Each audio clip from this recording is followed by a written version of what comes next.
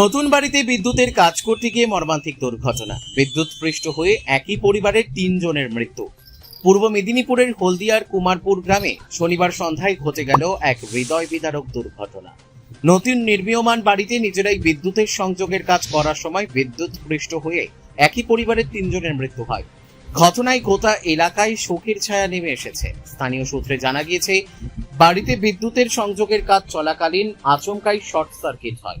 প্রথমে পরিবারের এক সদস্য বিদ্যুৎস্পৃষ্ট হলে তাকে বাঁচাতে ছুটে যান অপর ২ সদস্য, কিন্তু তারাও বিদ্যুতের সংস্পর্শে এসে গুরুতর জখম হন। প্রতিবেশীরা দ্রুত তাদের উদ্ধার করে হাসপাতালে নিয়ে গেলে চিকিৎসকেরা ৩ জনকেই মৃত বলে ঘোষণা করেন। মৃতদের নাম সিরাজ মল্লিক, বয়স ৪৩, তার স্ত্রী আলিয়া বিবি, বয়স ৪১ ও তাদের ১২ বছরের ছেলে আনাস মল্লিক। ঘটনার খবর পেয়ে ভবানীপুর থানার পুলিশ ঘটনাস্থলে পৌঁছে তদন্ত শুরু করেছে। কিভাবে শর্ট সার্কিটের ঘটনা ঘটল ও বিদ্যুতের কাজের সময় নিরাপত্তায় কোনো গাফিলতি ছিল কিনা তা খতিয়ে দেখা হচ্ছে। এক নিমেষে একটি পরিবার প্রায় নিশ্চিহ্ন হয়ে যাওয়ার ঘটনায় কুমারপুর গ্রাম জুড়ে নেমে এসেছে শোকের ছায়া। স্থানীয় বাসিন্দাদের মধ্যে নেমে এসেছে গভীর শোক ও আতঙ্ক।